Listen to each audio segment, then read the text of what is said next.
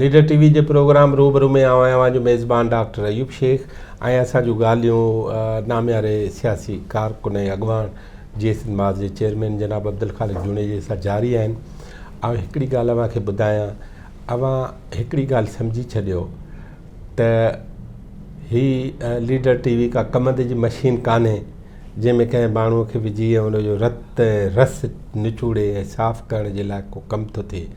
पर असीं चाहियूं था त सिंध जी तारीख़ जेका लिखी न वई आहे, सिंध जी तारीख़ में जेके माण्हू कमु कंदा रहिया आहिनि, घणो कयो अथऊं, थोरो कयो अथऊं, सुठो कयो अथऊं, ख़राबु कयो अथऊं, कसो कयो अथऊं, गोजो कयो अथऊं, भलो कयो अथऊं, जेको बि उहो तारीख़ जे हिन रिकॉर्ड ते अचणु खपे। जनाब अब्दुल ख़ालिक जुनेजे समेत कई माण्हू असांजे उन लिस्ट जो हिसो आहिनि जिन खां असीं इहो सभु कुझु हासिलु करणु चाहियूं था, वठणु चाहियूं था, ॻाल्हाइणु चाहियूं था। सो गुज़िरियल भेरे वक़फ़े खां वल असांजी ॻाल्हि थी पए त लिखण जे बारे में। अब्दुल ख़ालिक जुनेजे साहिबु पहिरियां लिखणु कॾहिं शुरू कयो? तव्हांखे हिकु यादि आहे त हिन लिखणु पोइ पहिरियों दफ़ो कॾहिं, पोइ पहिरियों दफ़ो शाया कॾहिं थियो, पोइ पहिरियों दफ़ो तव्हांखे इहो अहसासु कॾहिं थियो त मूंखे लिखणो बहरहाल आहे? इहा ॻाल्हि सॼी ॿुधाए। हिकिड़ो जीअं के माण्हू चवंदा आहिनि या हक़ीक़त बि हूंदी आहे त नंढे हूंदे खां ई लिखण जो शौक़ु हुयो, उहो कोन हो मूंखे। पढ़ण जो अलबत् नंढे हूंदे खां हुयो। जीअं मूं शायदि ज़िक्र बि अॻ में कयो आहे त मुंहिंजो वालिद साहिबु रिसाला वग़ैरह आणींदो हुयो, उनखे बि शौक़ु हो त मूंखे हुयो, पर लिखण जो कोन हुयो।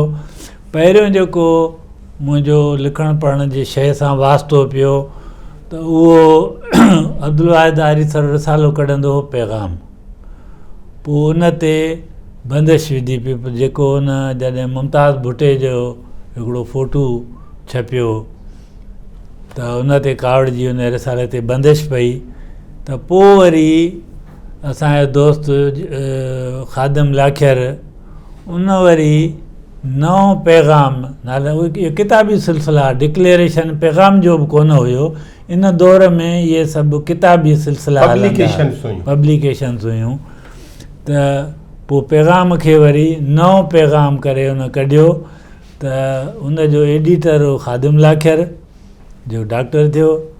मां ऐं ॿियो असांजो दोस्त क़ुर्बान मेमण जेको हाणे गुज़ारे विया, इहे वरी उन जा ॿांह ॿेली वियासीं। त मुंहिंजो वास्तो पहिरियों जेको इहो उन सां पियो। ऐं मूं पाण जेको लिखण जो कमु कयो त मां सियासत में जवाहरलाल नेहरू खां मुतासिर रहियो आहियां, अञा ताईं बि आहियां। पहिरियों त उन सां तारुफ़ थियो साईं जीएम सैद जो किताबु जदीद सियासत या नव रतन। उहो मूं जॾहिं पढ़ियो, उन में जेके नव ई रतन आहिनि सभिनी खां वधीक मां हिन खां मुतासिर थियुसि। पोइ वरी मूं उन्हनि ॾींहंनि में उनजो किताबु डिस्कवरी ऑफ इंडिया उहो बि कंहिं दोस्त खां वठी पढ़ियो, जेको उन अंग्रेज़ी में हो। एतिरी मुंहिंजे मिड़ई डिक्शनरी रखी टुक टुक करे पढ़ियो हुउमि। त मां उन खां मुतासिर हुउसि त उन जे इन किताब जो हिकिड़ो चैप्टर मूं तर्जुमो कयो। अच्छा। पहिरियों जेको मूं तर्जुमो कयो, जेको छपियो सोशलिज़म ॾांहुं वाधारे जो रस्तो जे उनवान में छपियो, नओं पैगाम में घणो करे उन में ई छपियो, नओं पैगाम में। त पहिरियों मुंहिंजो इहो तर्जुमो छपियो। पोइ वरी अॻिते मूं सियासी मौज़ूअनि ते आहिस्ते आहिस्ते मज़मून लिखण शुरू कया। जीअं टोड़ी जे ते बि मूं ज़िक्र कयो त जागो अख़बार में छपियो, अवामी अख़बार, तक़रीर अवामी आवाज़, इबरत, काविश। पोइ आहिस्ते आहिस्ते इन्हनि सभिनी में मुंहिंजा मज़मून छपिया आहिनि। अब्दुल वाहिद आरिसर सां संगत थी वई, दोस्ती थी वई, त उहो लिखण पढ़ण जो हुयो, पढ़ंदो बि हुयो, लिखंदो बि हुयो।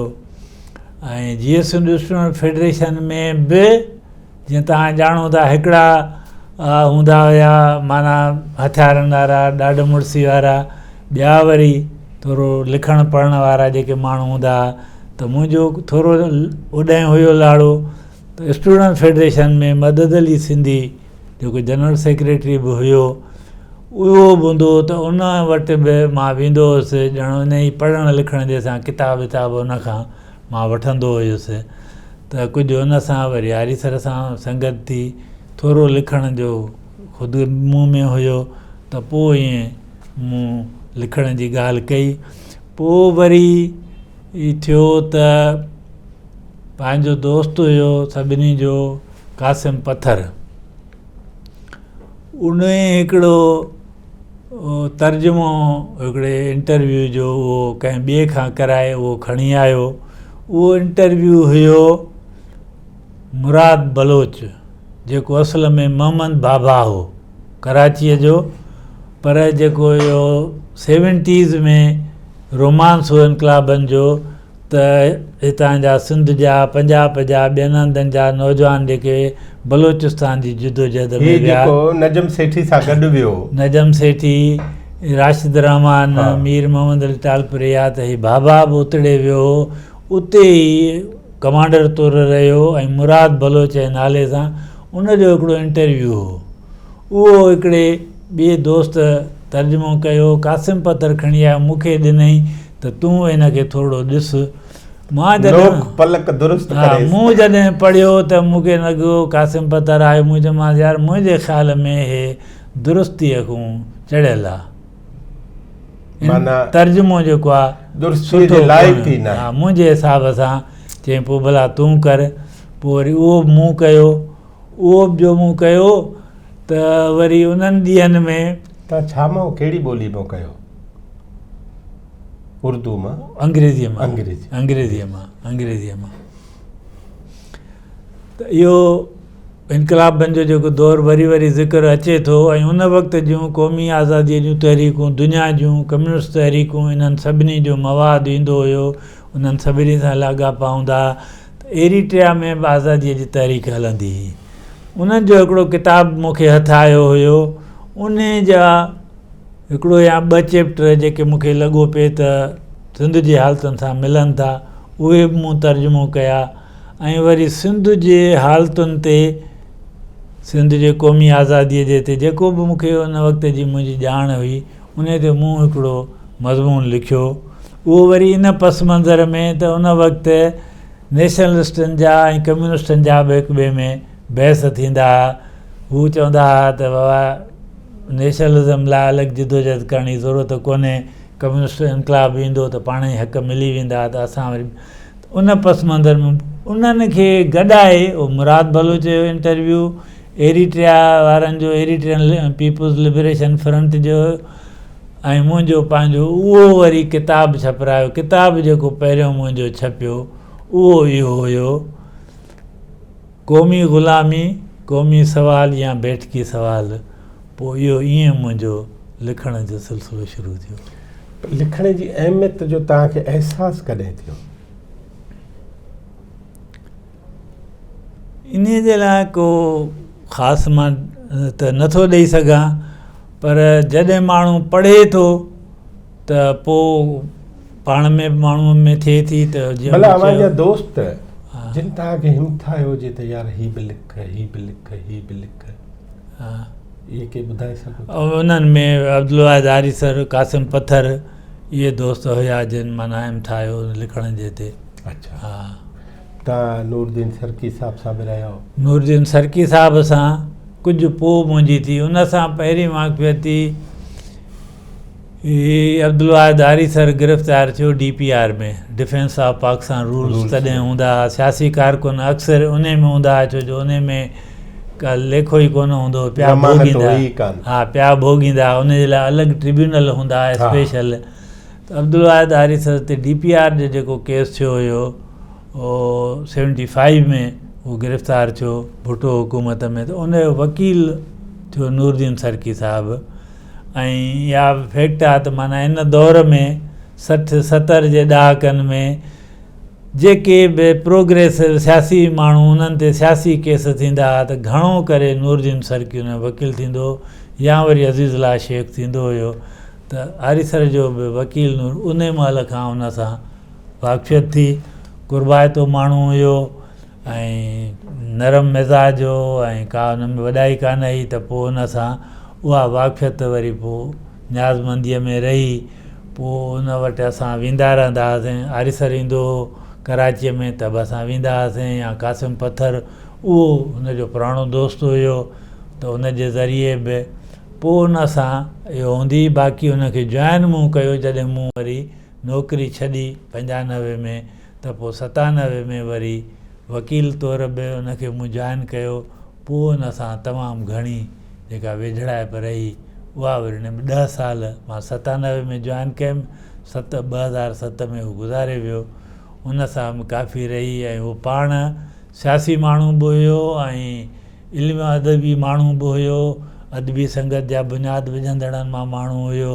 त उन खां बि मूंखे रहनुमाई मिलंदी हुई, इनकरेजमेंट बि मिलंदी हुई लिखण जे लाइ, पढ़ण जे लाइ। अॼु हिन ॾाके ते अव्हां छा था लिखणु चाहियो त जेकर मां हीअ बि लिखां, हीअ बि लिखां, हीअ बि लिखां? लिखण जे लाइ त हिकदमि खोड़ मौज़ू आॾो अचनि था, पर मां सम्झां थो जंहिं शइ जी सभ खां वधीक ज़रूरत ऐं वधीक खोट आहे उहो आहे त अॼु 21वीं सदीअ में सिंध जी क़ौमी निजात जी जदोजहद, मां वसी टर्म थो चवां, पोइ उहा को माण्हू उनखे मुकमिल आज़ादीअ जी ॻाल्हि करे त बि सही आहे, को माण्हू चए त न उनजी का ॿी शिकिल थिए, पर सिंध जी क़ौमी निजात जी जेको आहे उनखे 21वीं सदीअ जा जेके चैलेंजिस आहिनि उहे कहिड़ा आहिनि ऐं उन्हनि जे लाइ कहिड़े क़िस्म जी जदोजहद थियणु घुरिजे, कहिड़ियूं इंटरनल कुवतूं, कहिड़ियूं एक्सटर्नल असांजे फ़ाइदे में नुक़सान, इन जो हिकिड़ो वसी छंड छाण जो थियणु खपे। पर मां बहस सियासी कारकुन जे पाण खे जेको आहे इन जे चइजे खणी त नथो सम्झां त करे वॾो कमु आयो ऐं पोइ मां सियासी कमु या त छॾियां, ज़ाहिर आहे इहो लिखिजे, तहक़ीक़ खपे उनजी, इंटेलेक्चुअल जेके आहिनि उहो मां सम्झंदो आहियां त उहे लिखनि। पर सभ खां वधीक कॾहिं कॾहिं मूंखे लॻंदो आहे त भला मां लिखां, पर पोइ वरी इहो सियासी कमु भॼ डुक जंहिंमें नथो लिखी सघां। त असुली मूंखे घणो इहो थो लॻे, बाक़ी बि जेके करंट ट्रेंड्स हूंदा आहिनि, मतिलबु हिकिड़ो तव्हां सुवालु पुछियो आहे त मां ॻाल्हि चई छॾियां, मां थोरो लिखियो बि आहे, अञा मूंखे आहे त हिते सिंध में पीपल्स पार्टीअ जो हिकिड़ो रोल जेको आहे हिकिड़ो आयरनक आहे, माना हिकिड़ा माण्हू आहिनि जेके चवंदा ज़बरदस्त आहे, जमहूरियत जी बि इहा ई पार्टी आहे, सिंधियुनि जे बका जी बि इहा ई पार्टी आहे। ॿिया वरी माण्हू आहिनि जेके सफ़ा उनखे अवाम दुश्मन, जमहूरियत मुखालिफ़, सिंध मुखालिफ़ सम्झनि था। त मुंहिंजो हिकिड़ो आहे इन जे ते त मां इन ते लिखां, उन ते मूं वटि थोरो मवाद बि आहे, जेकॾहिं टाइम मूंखे मिलियो त इन ते मां ईंदड़ में लिखंदुसि। ॿियो पंहिंजी आत्म कथा जो ॿियो हिसो अॼुकल्ह मां लिखां थो पियो। आख़िरी सवाल उहो हीअ आहे त दुनिया सॼी पाकिस्तान समेत अव्हां जा पसंदीदा 1 2 3 4 4 5 8 लेखक जिन तव्हांखे मुतासिर कयो हुजे? हा, सभ खां पहिरियों या वधीक साईं जेम्स हेड आहे, उनजा किताब पढ़ी असां कयासीं। जवाहरलाल नेहरू मूंखे वणंदो लिखणु, अञा ताईं हुनजो पढ़ियो। घणो मुतासिर ॿियो साईं जेम्स हेड खां जंहिं मुतासिर कयो त उहो लेनिन आहे। उन जूं लिखणियूं, उनजो जेको शयुनि खे जेको उनजी छंड छाण करण जो, एनालिसिस करण जो ऐं नतीजे कढी अचण जो आहे, उहो लाजवाबु आहे। मुंहिंजे हिसाब सां, मुंहिंजी थोरी ॼाण मूजिबि दुनिया में अहिड़ो को माण्हू न थियो आहे। न पोइ लेनिन मथे सैयद, तव्हां नंबर 1 ते सैयद था रखो। मूंखे जेको ॾिसो पहिरीं मां हुन खां मतिलबु मुंहिंजो सिंध जी ॼाण जेका आहे 70 साल में सिंध न हुनजो ॿियो आहे, सिंध जी ॼाण, सिंध सां मुहबत, सिंध जो लॻाव, उहो मवाद मूंखे जेम्स हेड खां थो मिले। ठीकु आहे, उहो थियो हितां जो, ठीकु आहे न, पंहिंजी धरती, पंहिंजी क़ौम, माण्हुनि मां जे क्लियर थो कयां, ॿुधो मां चवां थो त जीअं चइजे त खणी नज़रियाती ॻाल्हि या सियासी प्रोग्राम त भई सिंध अवल आहे, हुनजी ख़ुदि मुख़्तारी, इहो त जेम्स हेड खां मिलियो।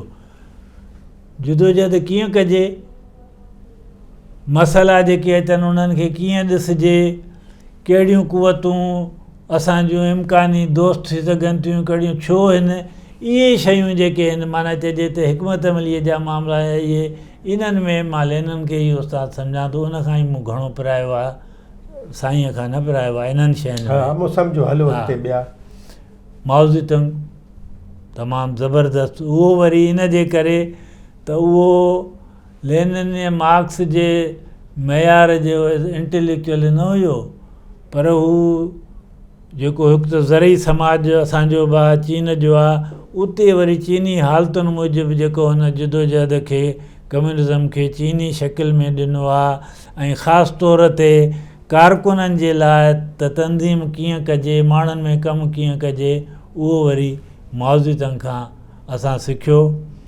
ऐं शेख अयाज़ खां बि उन शाइरी खां मां बिल्कुलु मुतासिर हुअसि, पर मां लिखियो बि आहे हुन जे में शेख अयाज़ 1975 ताईं वारो। मां शाइरी जो एतिरो घणो न आहियां, मूं जेके किताब ख़रीद कया जेकॾहिं शाइरीअ जा त उहे शेख अयाज़ जा कया।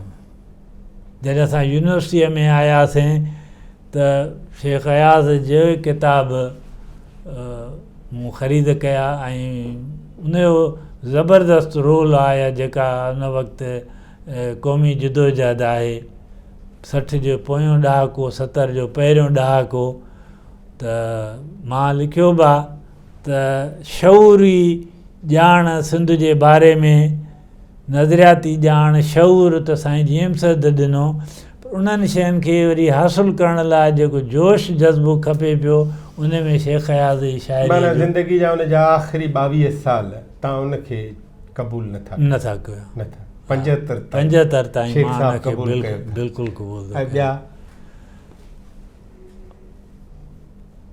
अली बाबा तमामु वणंदो, ऐं हिस्टोरियन को हूअं त नेहरू बि हिस्टोरियन आहे। हा, नेहरू बि हिस्टोरियन आहे, साईं हा। जेम्स बि कुझु लिखी हा। आहे, डॉक्टर मुबारक अली, हा हुनजूं बि लिखणियूं वणंदियूं आहिनि। हुनजो मूं हिकिड़ो ई किताबु पढ़ियो आहे जो चइजे त मां घणा इरफ़ान हबीब हिंदुस्तान जा माना 2-3 जेके वॾा चोटीअ जा आहिनि लेखक, उन्हनि में थो लिखिजे इंडस सिविलाइज़ेशन जो, उहो मूं पढ़ियो, हिकु ई किताबु आहे, पर मूंखे हुन लिखणी ॾाढी वणी। उहो इन जे करे त हू न रुॻो मतिलबु तारीख़ खे हू सिविलाइज़ेशन आर्कियालॉजीअ जे सां ॻंढे लिखे थो, त न रुॻो उहो लिखे थो, पर उहो सम्झाईंदो वञे थो त इन खे सम्झिजे कीअं, या कीअं लिखिबी आहे, कीअं इन जी ॼाण थिए, उहो बि सम्झाईंदो थो वञे, त मूंखे ॾाढो वणियो। पर मां उनखे घणो पढ़ियो न आहे, पर जेको पढ़ियो उहो मूंखे तमामु मुतासिर कई। लेखकनि जी ॻाल्हि इहे त हिते जा इंटरनेशनल लेवल ते वरी एडवर्ड सईद मूंखे वणंदो आहे घणो। माना 2-3 किताब मूं हुन जा पढ़िया आहिनि, मसलन कल्चर एंड इम्पीरियलिज़म, या 1-2 ॿिया मज़मून हुननि जा मूं काफ़ी पढ़िया। ॿियो वॾो नालो नोम चॉम्स्की जो अचे थो, उन जा बि 2-3 किताब, तमामु वॾो लेखक आहे, घणियूं हुन जा आहिनि, मूं घणो न पढ़ियो आहे ॻाल्हि सिधी। 2-3 किताब ॿिया हुन जा मज़मून मूं पढ़िया आहिनि, पर मूंखे एडवर्ड सईद उनजो बि इस्तदलाल जो तरीक़ो या शयुनि जो, पोयां इन करे बि त हू हिकिड़ी महकूम क़ौम जो माण्हू आहे, तंहिंजे करे हुनजे लिखणीअ में उहा गहराई वधीक आहे जो हू पाण ज़ुल्म सहे थो, हू वरी हाकिम क़ौम जो माण्हू आहे, त उन खां बि मां मुतासिर आहियां, वणंदियूं आहिनि लिखणियूं एडवर्ड सईद जूं। नाज़रीन, हिकिड़े लेखक जे हवाले सां जो की वेहक हिते पूरी थी थिए थी। असांजी जनाब अब्दुल ख़ालिक जुणेजे सां ॻाल्हियूं जारी रहंदियूं। लीडर टीवी खे ॾिसंदा रहो, सब्सक्राइब कंदा रहो, ऐं अव्हांखे हिकिड़े माण्हू जी हयाती जे बारे में मुख़्तलिफ़ ॻाल्हियूं कीअं लॻनि थियूं उहे असांखे न रुॻो सवालनि जवाबनि जी सूरत में, कमेंट्स जी सूरत में ॾियो, पर हिकिड़ी ॻाल्हि यादि रखो, तव्हांजे वसंदी में इलाइक़े में जेके बि मर्द ऐं औरतूं, छोकिरा ऐं छोकिरियूं हुजनि जिन में ॾांहुं हुजे ॻाल्हाइण जो, जेके बाकिरदार हुजनि, बाकिरदार अख़लाक़ जे हवाले सां न, मज़हब जे हवाले सां न, कहिड़े बि मज़हब जा हुजनि ऐं कहिड़ी बि ज़ात जा हुजनि, कहिड़ी बि ज़ात पात खां अलॻि थी करे, कहिड़ी बि क़ौम खां बि अलॻि थी करे अव्हांखे के बि नाम्यारा माण्हू मिलनि, असांखे उन्हनि जो ॾस ॾिजो, उन्हनि जी एड्रेस ॾिजो, ऐं अव्हां जी चई सघो उन्हनि खे त असांखे उहे बि इंटरव्यू ॾियनि, पंहिंजी ज़िंदगी रिकॉर्ड कराइनि।